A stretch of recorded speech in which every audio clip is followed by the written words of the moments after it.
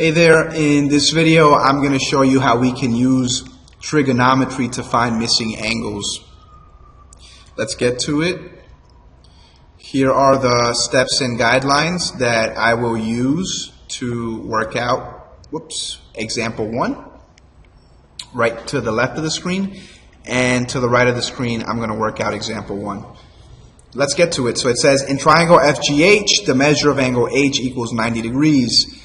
FG equals 62 feet and GH equals 25 feet. Find the measure of angle G to the nearest degree. So step 1 says draw the picture described in the problem if necessary, and it is necessary here. We were not given a picture, so let's go ahead and draw one. I will draw a right triangle, and it has to be a right triangle. The reason it has to be a right triangle is because we are told that there is an angle that measures 90 degrees in this triangle. So that's my 90 degree angle. So I will have to label this triangle FGH, but I need to make sure that angle H is 90 degrees. So I'm going to write H right over here because that's my 90 degree angle. And then after that, I can make this F and I can make this G, or vice versa. Most important thing is to make sure that angle H is 90 degrees. Then it says make sure the sides are properly labeled. So here FG is 62 feet. Here we are given a side. FG is a side.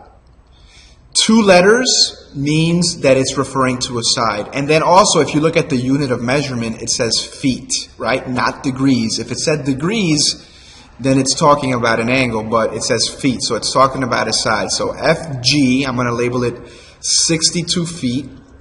Just going to write 62 there. And it goes outside of the triangle. Measurements of sides generally go outside of the triangle so as to not confuse them with triangles. And then we are told that side GH, so GH is also a side.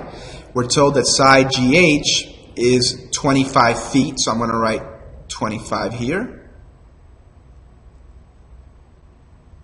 And there are my sides. They are labeled. So step 1, check. Step 2, check. Step 3 says make sure the angles are properly labeled. Label the unknown angle X. So angle H is already labeled 90 degrees. Now I got to label the unknown angle X. So I'm looking for angle G. And if you read the problem, it says to the nearest degree. So you know it's asking you to find an angle because of the wording there. So angle G has to get labeled X. So I'm going to put an X inside here for angle G. So we're looking for angle G, which I just labeled X.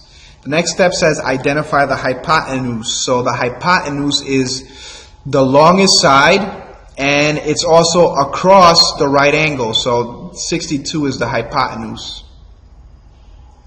Then it says identify the adjacent side with respect to angle X. So we went over this in the last video. Adjacent means next to. So next to is what the word adjacent means. Next to. So next to the X is the 25. So the 25 will be the adjacent side. Now, of course, the 62 is also next to the X. But since it's the hypotenuse, it gets labeled hypotenuse. And then the other adjacent side is what gets labeled adjacent. The next step says identify the opposite side. So that the opposite side would be across from the X. So this would be the opposite side. Then it says determine what the appropriate trig ratio to use. What is the appropriate trig ratio to use?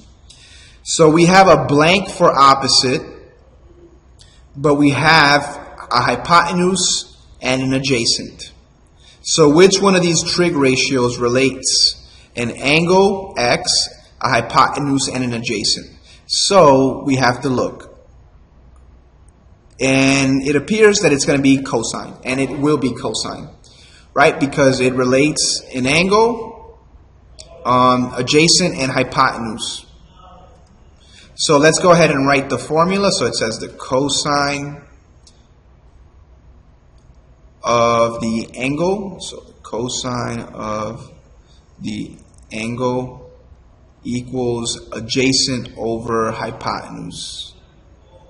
So let's write adjacent over hypotenuse.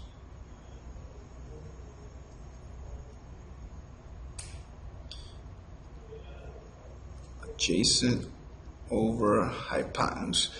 Okay, so the cosine of the angle, that's just going to be the cosine of x, right, when you substitute. So the next step is to substitute. And I put a little hint there, right? Remember, the angle part is unknown. So since you're looking for an angle, where it says angle, you should have an x, because that's what's unknown. So it equals adjacent over hypotenuse. So the adjacent is 25. And then the hypotenuse is going to be 62. The next step says divide. So you're going to divide the 25 by the 62. So let's go ahead and do that. 25 divided by 62. And we're going to round that to 4 decimal places. And we get 0.4032. And we're going to bring down cosine of x. The next step says, let me get my calculator down from there. So the next step says, use the inverse operation to find the missing angle. So use the inverse operation of cosine to find the missing angle. So that's going to be second cosine.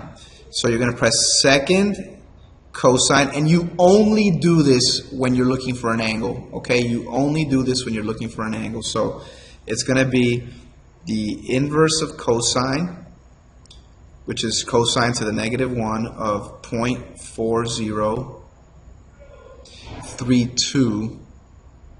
Where's my 3? 32 equals x. So let's type that in here. So it's going to be 0.4032,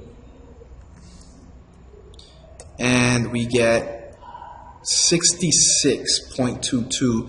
But it says to round to the nearest degree, so that's rounding to the nearest whole number. So the answer is 66 degrees equals x. Alright, so I do hope this video helps. Take care.